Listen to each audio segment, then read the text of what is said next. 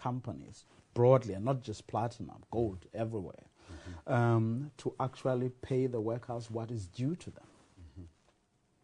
Well, as I said, trade unions are important formations that were formed and are formed to represent their members.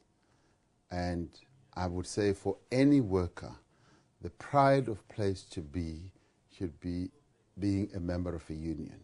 Because when you're a member of a union, you've got a voice, a representative who champions your cause, who will be able to negotiate for you.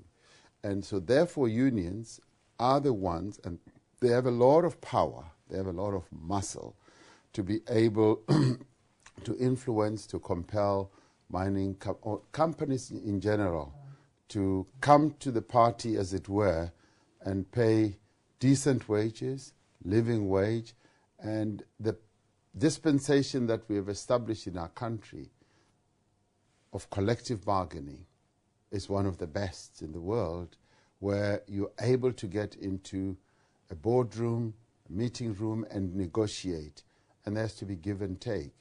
And I say that unions' task is to make sure that they get as much as they can in aid or in support of their members' interests.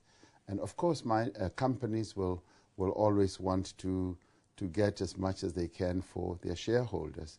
So it is a theater where there's an exchange of views and ideas, and there's also an exchange of money in the end.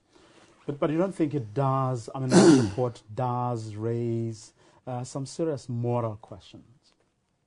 Well, it does, and all the more for unions to be able to use that report as support for their arguments.